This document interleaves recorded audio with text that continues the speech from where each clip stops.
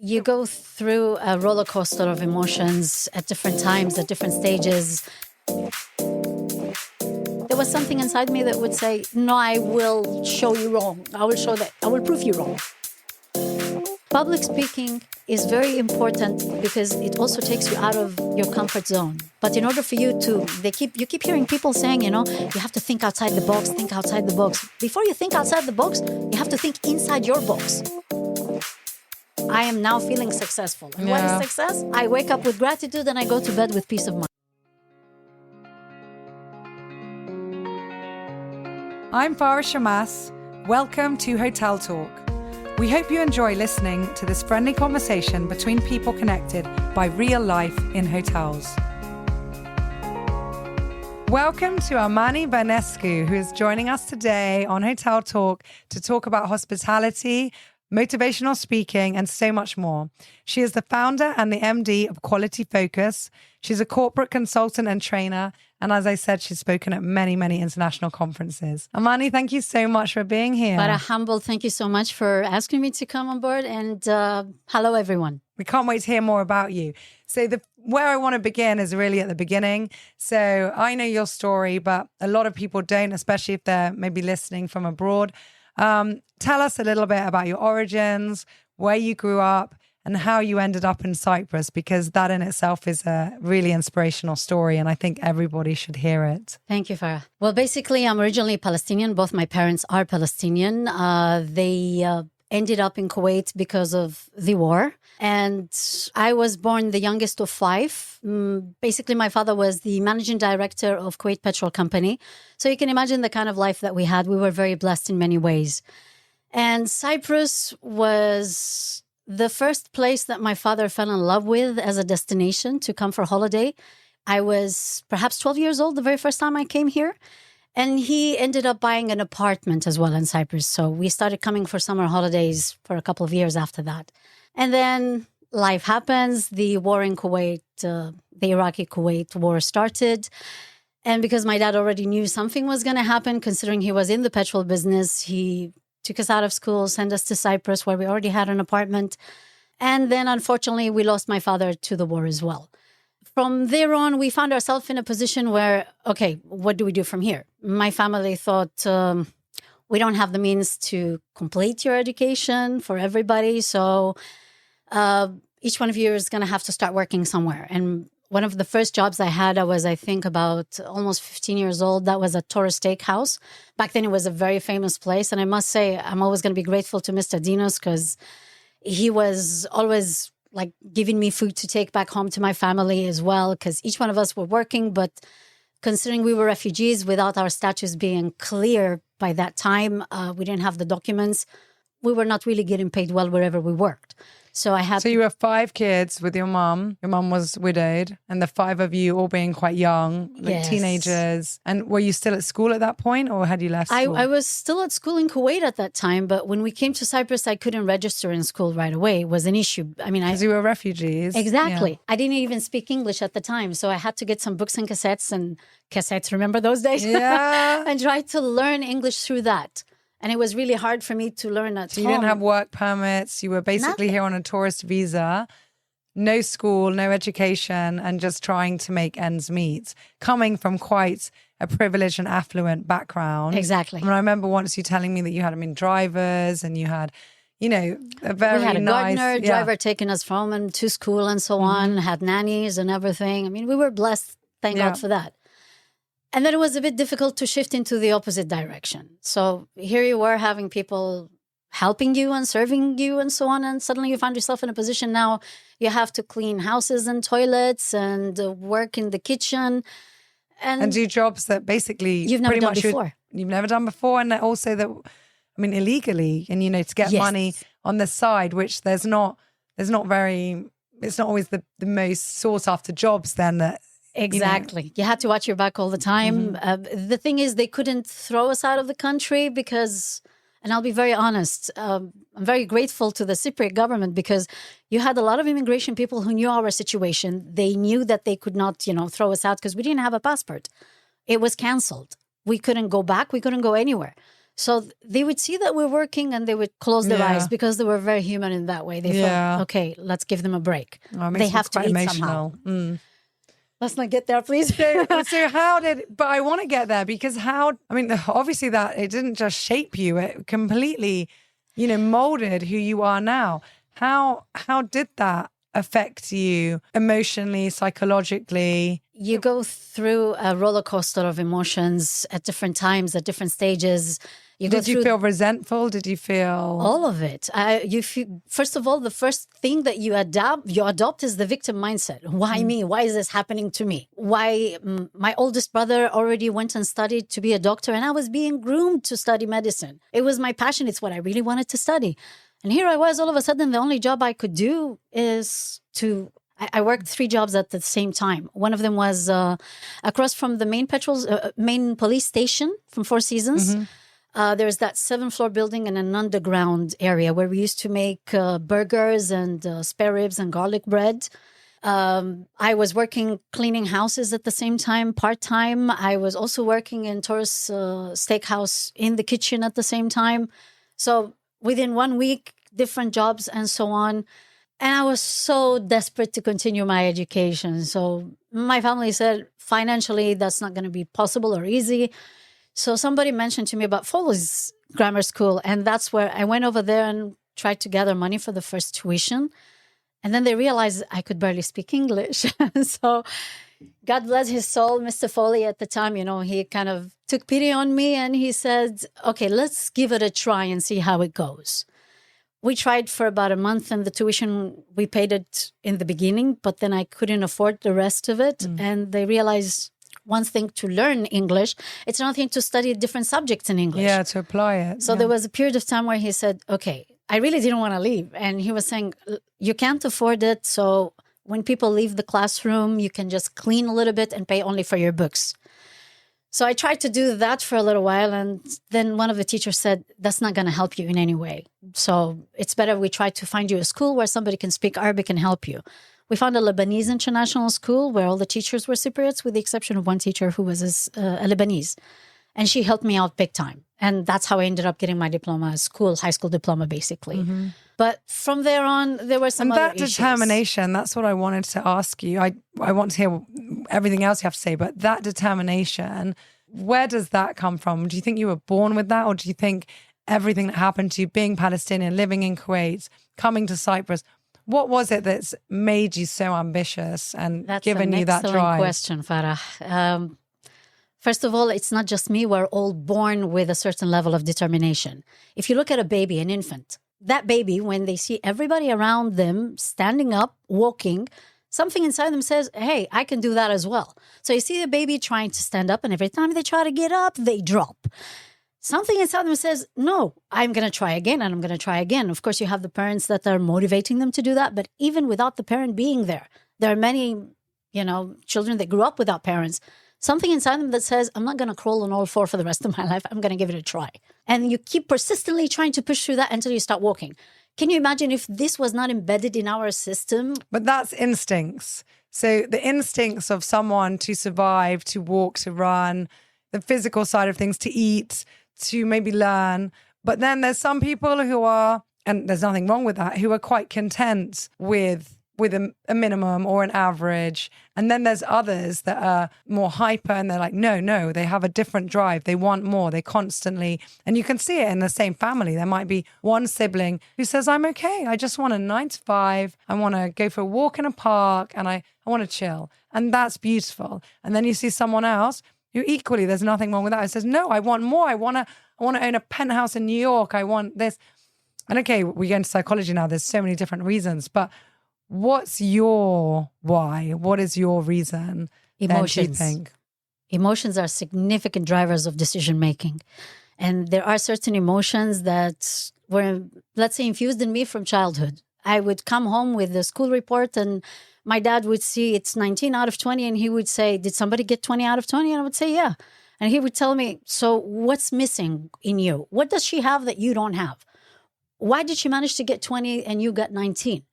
Does her family provide her with more than we provide you? Are we missing something? Did we not give you something? So there was this competitiveness, something inside me. There is at the same time... And like wanting to prove yourself then. That must have left, for better or worse. Dad. Yeah. Something, or I can do better. I can always do better. Yes. And there was also society. A lot of people were saying a lot of things about the Arabs that came to Cyprus as refugees. Yeah. Go back to your country and so on. You had I I remember that era. You It remember. was, But then you had a lot of other people that said, no, you belong here. If you can show us what you could do, you belong here. So it was a lot of emotions. And then you had some members of my family as well that were saying, you're a girl, better stay home and so on. You can't make it. And it was my dad was my cheerleader. So when he was gone, there was something inside me that was saying, he might be gone, but he will live forever inside me. And I need to do something. I may not be a doctor, but I'm not going to stay where I am right now. There's nothing wrong with waitressing or with cleaning. Yeah. Nothing whatsoever. I'm proud I started from there because it made me become more humble. But at the same time, I knew I could do more. And I wanted to try and do more. So I had to pivot. I couldn't be a doctor. I couldn't complete my education. So might as well try something else. And to make him proud, I guess, which I'm sure he is. Always. I mean, if you look at my phone, the screen, you'll see my dad picture there. We're all daddy's girls, aren't we? Oh, yeah. So how did being different then shape you, and maybe for the better? Because a lot of times, I see it with my kids, everybody, we all go through those stages in life where we want to be the same as everyone else. Everyone wants the same, to wear the same jeans, the same Doc Martens in our era, the same copy-paste syndrome. But, when you are different, when you are, mixed backgrounds, and maybe we're seeing it more and more now than we were when we were young. But I mean, I'm from a cocktail background, mixed, grew up in different countries. And I always felt different. I mean, I was called foreign Farah at one stage, which, to be honest, I loved, and I owned it because I didn't want to be like everyone else. That's exactly what you should be doing. But how did you feel then being, because it is a completely different world. I mean, growing up in an Arabic environment, Arabic family, they're very proud. As you said, yes, there is a little bit of sexism there in that the boys can do more and the girls can't. But, there is... I don't want to use the word arrogance, but there is always, with the Arabic culture in the loveliest possible way, like, Yani, we can do it better, always. What do they know? And then, and then you're suddenly in Cyprus where there was a little bit of racism going on, and, what are the Arabs doing here? And we don't need them. And, so how did you own all of this? And how did being different work for you? How did you make it work for you? First of all, I felt like I was being ejected, from one culture to another culture. It's like I've been ejected onto another planet. So it was very difficult to fit in. And I have to be honest, I didn't do it all on my own because let's say, for example, when I first started working in the same hotel, Four Seasons, for 2 decades, if you ask Mr. Andreas Yuriu, who's currently in Amador's hotel, he's going to tell you, if you met Amani in the beginning, she's nothing like what you see today. He would find me sitting in the staff canteen in a corner. I was such an introvert, minding my own business. And I thought, they don't like me, so why should I even try?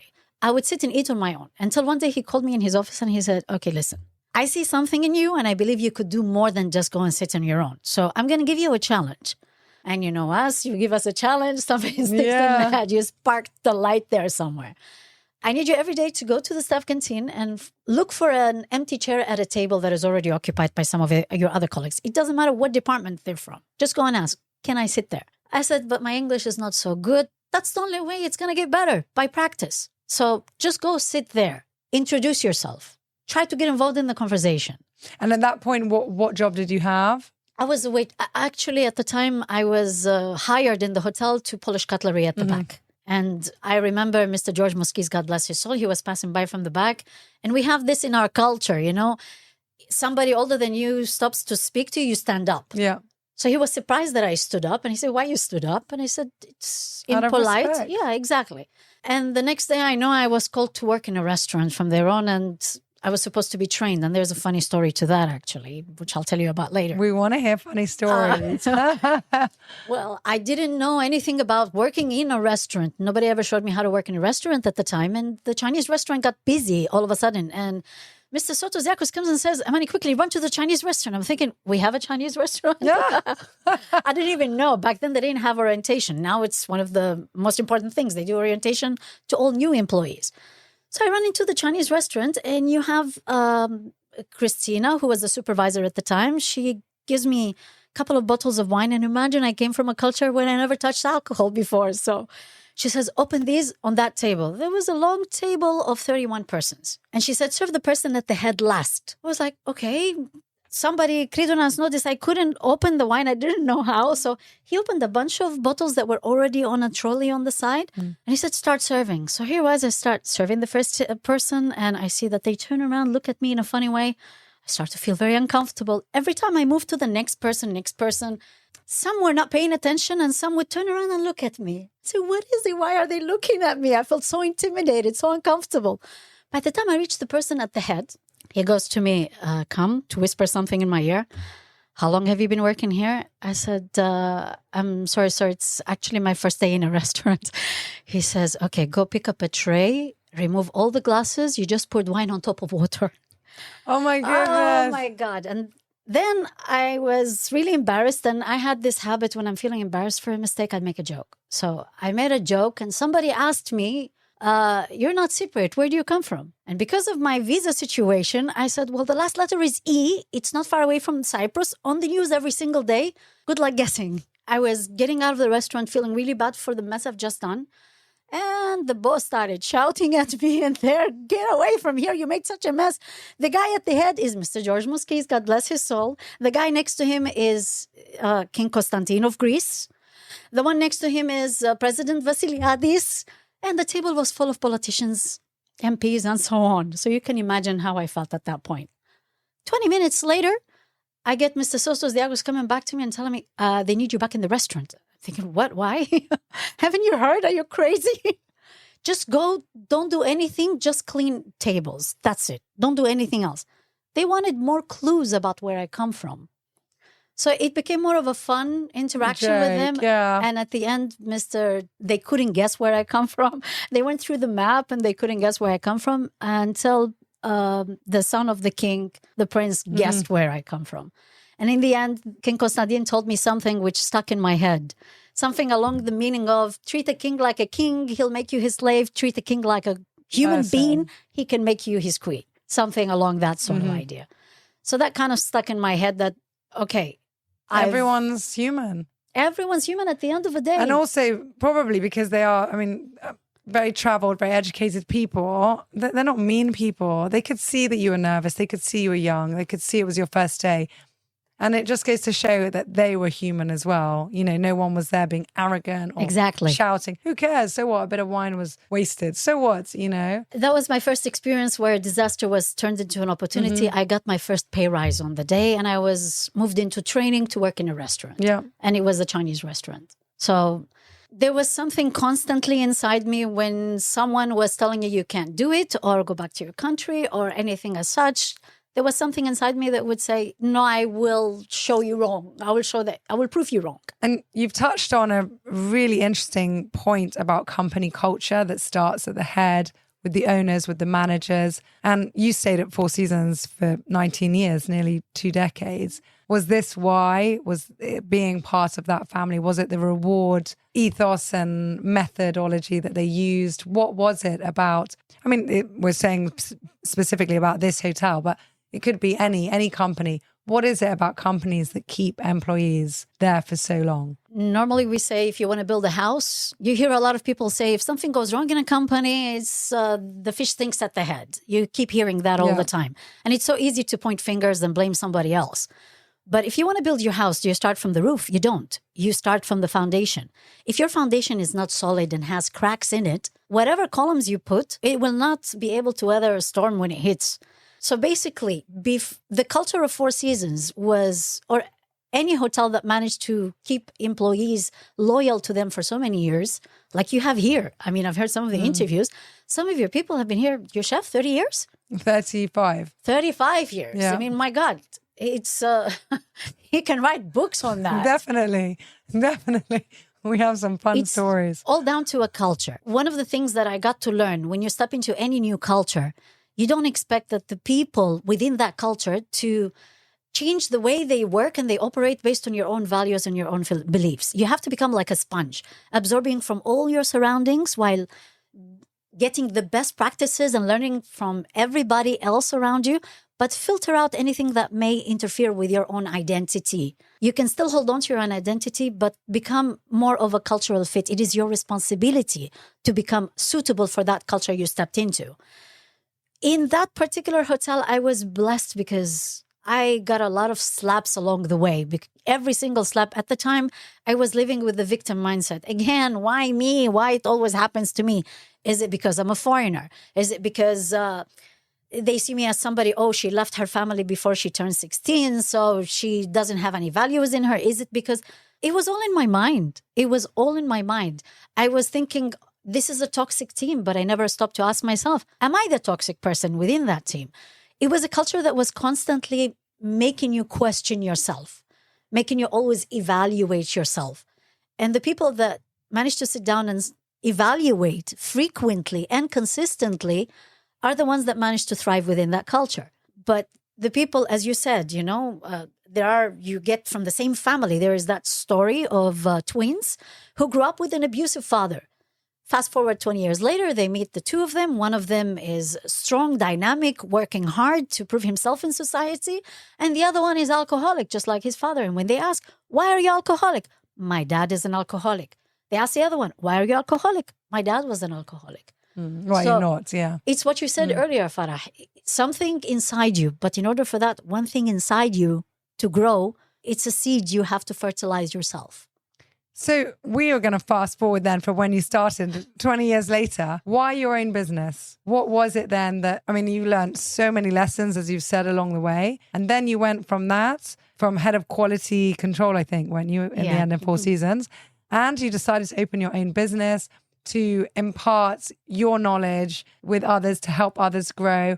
What is it in you that then wants to help others so much? And why? What's your why for that?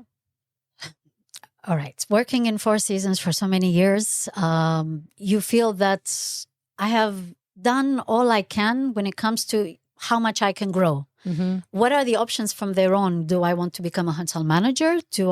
Should I acquire more education for that? Should I do something else? Am I good at doing something else? And then I started looking at some of the things that were making me stand out in a positive and in a negative way. In a positive way, I was kind of like a psychologist over there. They were coming to me and talking about their problems, different colleagues, whether waiters who used to work with me, housekeepers I used to see on different floors, or even from the kitchen, different people used to come and speak to me about their problems. And it's amazing because along the way, you've become fluent in English, as everyone can tell, and also Greek. So your languages must be a good thing. I'm still work in progress in English. My own language, I started to forget my own language here. English, Arabic, Greek, Romanian, I can say I'm perfectly fluent in anything. I'm work in progress in all of it. Don't you worry. Thank you. That's very kind of you. So basically, I started thinking I was also being told off for trying to, somebody comes to you with a sort of injustice because you've tasted it on your own skin, you would try to do something about it.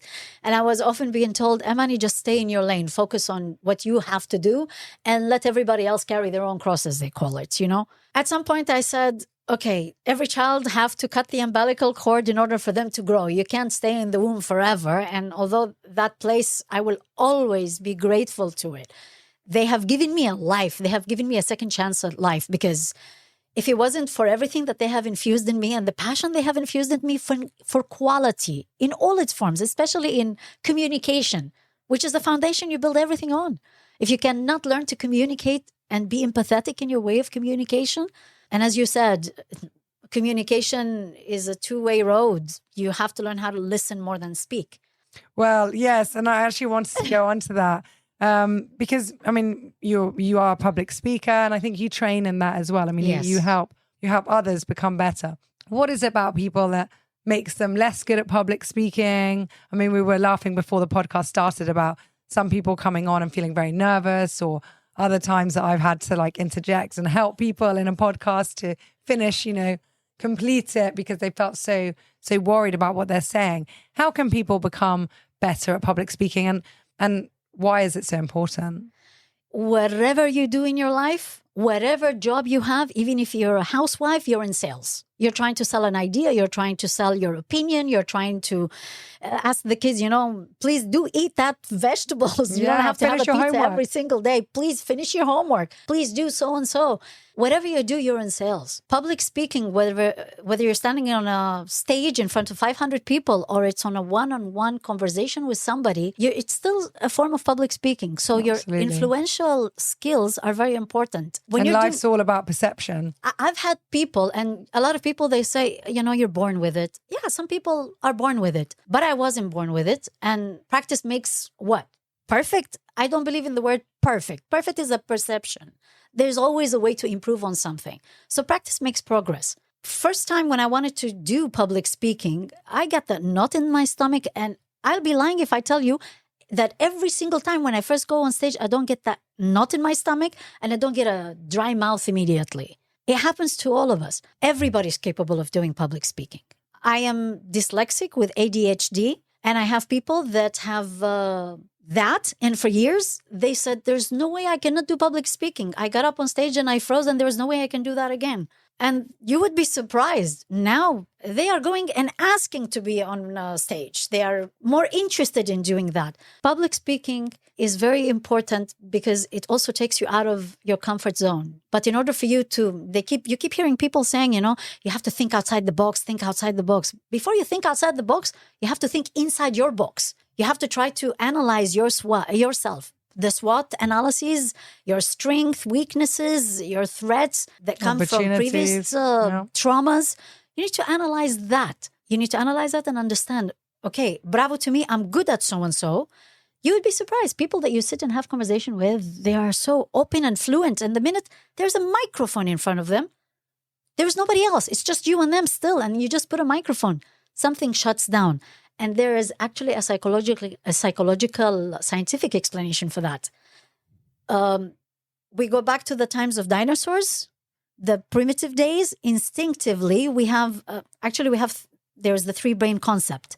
You have the emotional brain, you have the rational brain, and you have the dinosaur brain, the primitive brain.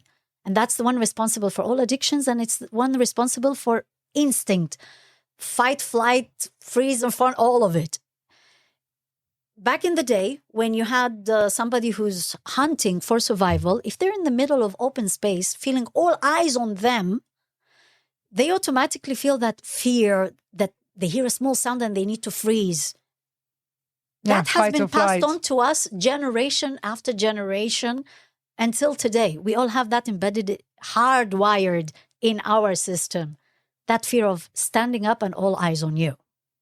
That fear, there are techniques and there are ways for you to calm down your parasympathetic system, which we say to think inside your box. It's actually a method used by the special forces in UK, in America. Have you ever noticed in movies, you see somebody going up on, they're in the middle of a war zone, and where their eye goes, their fingers go. If they turn their head, the hand goes with it. And all their senses are focused on where their eye is going. Why? Because they need to stay alive. How do they remain so calm in the middle of a bomb, in the middle of a war zone and so on?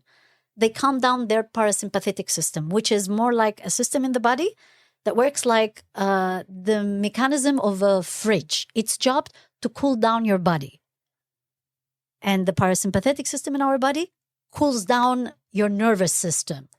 And it's a breathing technique. I'm not going to turn this into a seminar. So. No, but it's very interesting.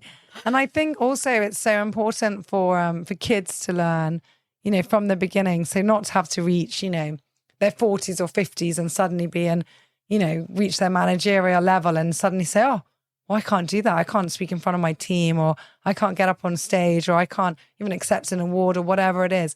If they learn from the beginning, because, school is great and I'm a firm believer in education, but, you learn your science, you learn your maths, you learn your foreign language, you go through all the things.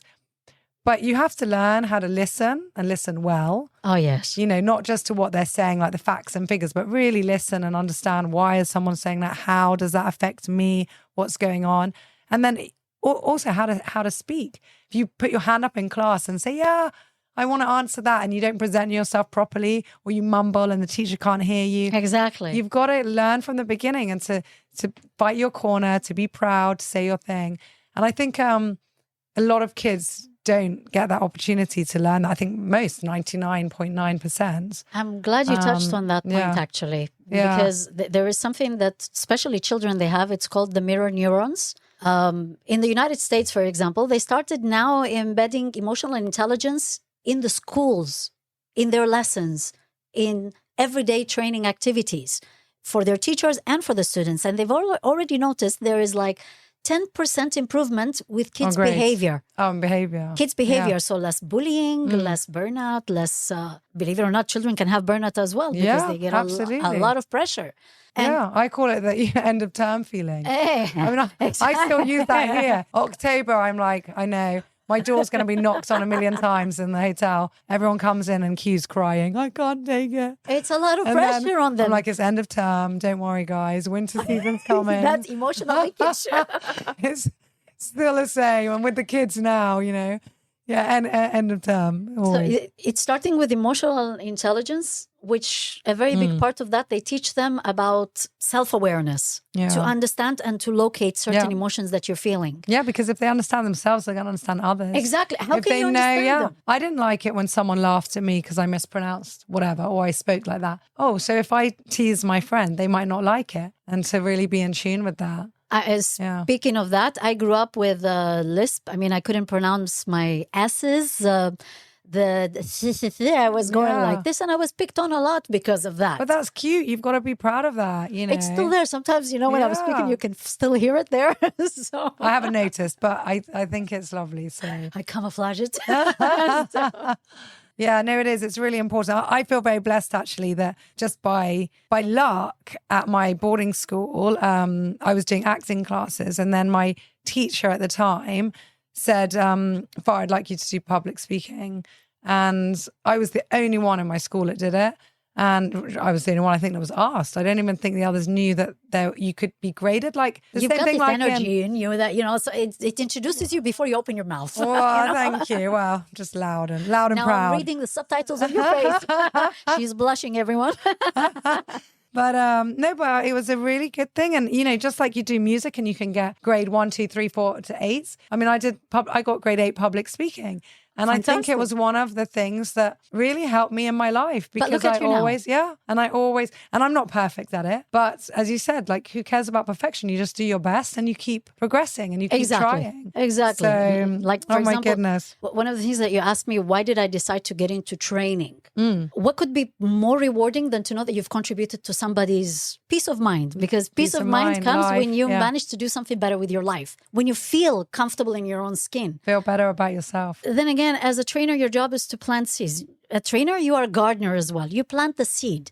You can teach somebody a new skill, help them brush up a current one, but the passion to succeed at it, to fertilize that particular seed has to come from within. And that's why I'm very passionate about emotional intelligence as well, because that's the foundation you can start building all your columns on until you reach the roof and say, okay, I am now feeling successful. And what is success? I wake up with gratitude and I go to bed with peace of mind. That's one of the most rewarding things. It's not money or materialistic. Oh no, I welcome the money as well.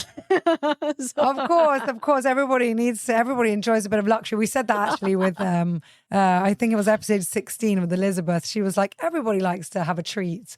It is so true. But yeah, I mean, the main thing is to go to bed at night feeling you did your best and feeling fulfilled. Exactly. And that you contributed. Absolutely. That's success.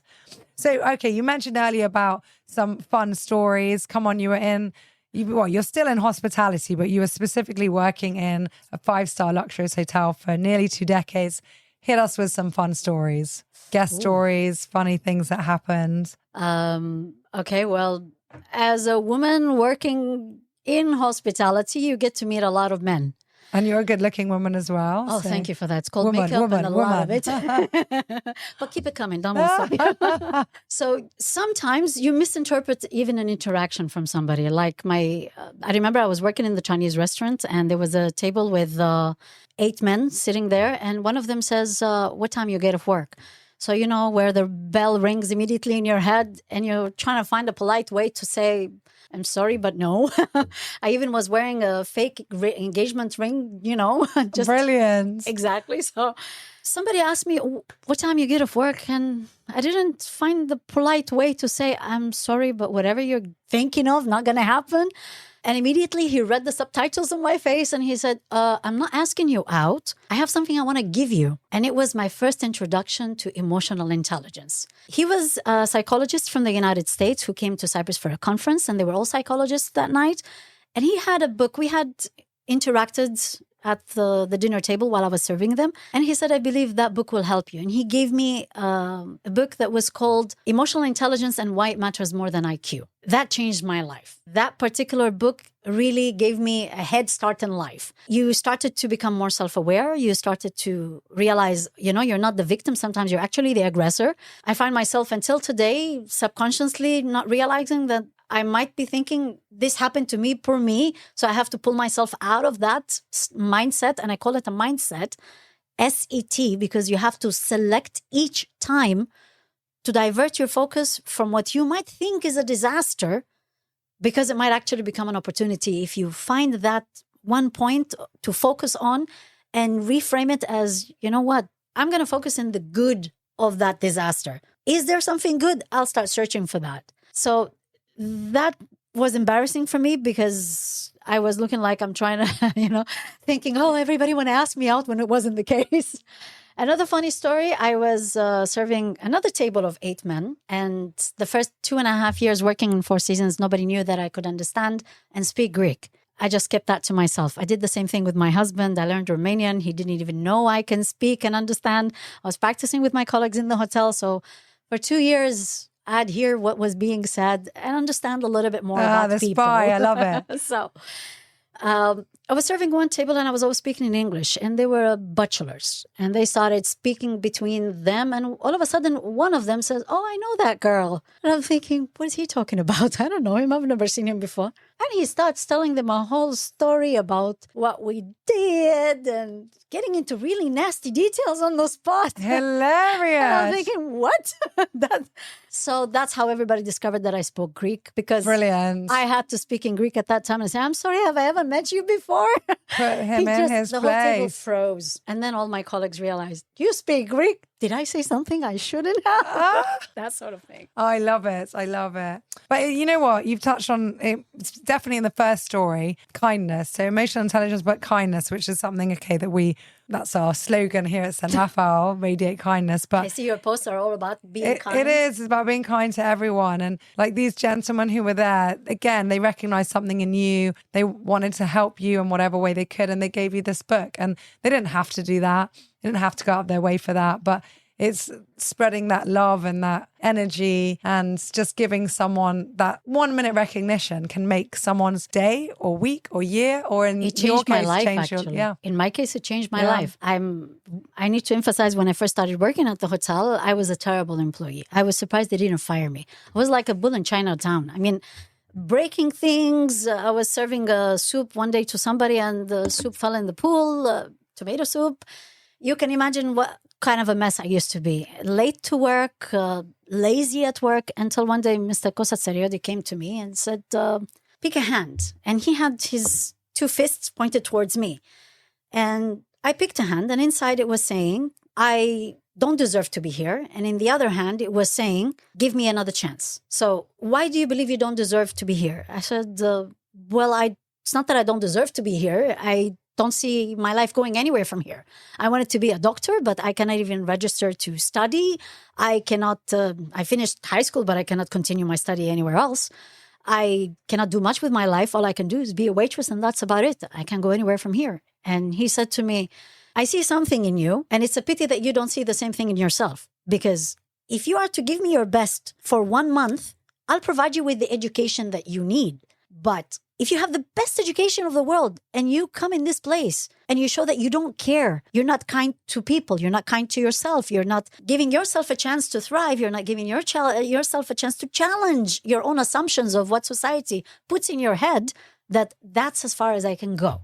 I cannot continue my studies. I had that target. Since I can't reach that target, I'll just stay where I am now. No, you can learn to pivot. So that point of kindness from his side, he could have just fired me and got somebody else. Back then, you'd have a queue outside of the hotels looking for jobs. But he didn't. He gave me another chance and it changed my life. Again, you see kindness and recognizing the potential in people and really bothering to put that extra effort in. I think that's amazing and it is inspirational. I have so many questions, but I don't want this to go on for too long. So I'll just ask one more, which is about friendships. So I know that friendships are very important to you. Absolutely. Tell us a little bit about your view on friendships and what they do mean to you. Genuine friendship does not exactly mean somebody that you have to see every single day and have coffees and have that emotional leakage with them or celebrate their joy and so on. It's not about that. You can still have a friendship with somebody that you haven't seen for years. And when you meet up, you pick up where you left off 20 years ago. I've worked in an industry, and this is what the hospitality industry creates, a lot of friendship. I left Four Seasons almost 9.5 years ago. And until today, there are friendships that will never die. And I'm not talking about friendships with ex-colleagues. I'm also talking about friendships with customers. Mm-hmm. I still have, Mrs. Mason, Mrs. Vernon. Every time I put a post somewhere, they're contacting me and they're giving me words of encouragement until today. There are friendships of, your close cycle where I grew up with Maya Nicolaou, who works currently in another hotel as guest relations manager. Now, I have to say, when it comes to listening, she is the best listener I have ever seen in my life. Being a friend means somebody who will have the guts to tell you what your ears don't want to hear. And for me, I have to say, it's not just Maya. It's also Mr. Christos Muskis, somebody that gave me a slap when it was necessary, told me straightforward, you are not feeling like you fit into a management team, not because it's their fault, because you are isolating yourself. You need to start looking deep in and understand why you feel you don't fit in. And it made me actually send out a letter to everybody, all my colleagues, apologizing. In the process of trying to prove myself to the boss, I realized that in the meanwhile, I was isolating you and... You were pushing away. Yeah, as you pushing said before, all of you away. When you wonder why people are toxic, but actually you're the one that's toxic. I felt that at the time, I was the one who was the aggressor. I was the one that was not becoming a cultural fit within that team. So it was me that had to work on that. Mr. Andreas Luizo as well. One day he said, I'm not telling you stay in your lane all the time. All I am saying is consider somebody's emotions before you open your mouth. Does this have to be said by you? Does it have to be said by you now, at that point? Farah, if you think about it, all the conflicts, all the fights we've ever had in our life, did we really ever have to respond right away? Was it us, our logical mind responding, or our emotional part? And most of the time, it's our ego who responds. And ego is not your amigo. It's your worst enemy at the end of the day. So I like that. So basically, in summary, it's friendship, but it's anyone you meet, anyone can contribute to your life, and every step along the way is so important. Everybody is your making mentor. Us grow. Everybody is your mentor, even who you consider to be your enemy. You learn more. Oh my goodness. Oh my goodness. Because you focus more on what they do. Absolutely. And they say no one watches you like someone who can't stand you. So yeah. So bring it on. So, right, from this crystal bowl, pick any magic piece of paper. So did I win the lottery? Did you win the lottery? Actually, we should put a lottery ticket in here. That would be good. So these are questions from our team. This one, they've said housekeeping. They haven't said who, unless we've got someone with the initials. HK, Crystal, do we? I think not. So, as a guest in a hotel, what are your expectations? Interesting. They've used the word expectations. I love the way whoever put this in writing, especially if you say it's housekeeping. We refer to the housekeepers as the fairy godmothers. Oh my goodness. You do not, so true. Yeah, you do not see them, but you feel the love and appreciation of you selecting their hotel through the quality of the work that they put inside that room. And our executive housekeeper gave an interview on Hotel Talk, and I keep saying, like, anybody who listens to that is never going to never going to leave, a hotel room the same way again. But if you think about it, when you go to a hotel, what are you looking for? The expectations of customers many years ago compared to what it is today, they just want to feel that you can connect with them, not just communicate, that you can connect with them, especially the mental health of everybody nowadays. Everybody is on edge. So they want to feel that you're being empathetic, that we usually say, But what are your expectations? For me, I want to go somewhere where I feel I'm at home. Okay, interesting. When I say I want to go somewhere where I'm at home, where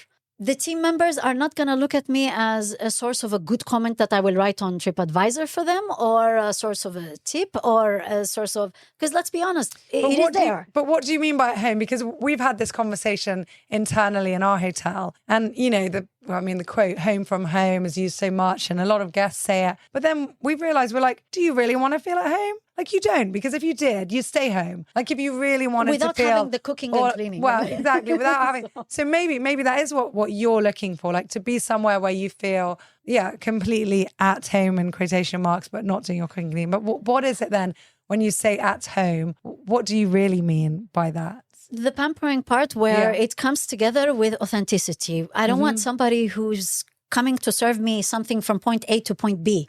I want somebody to be authentic in their communication with me in the meanwhile.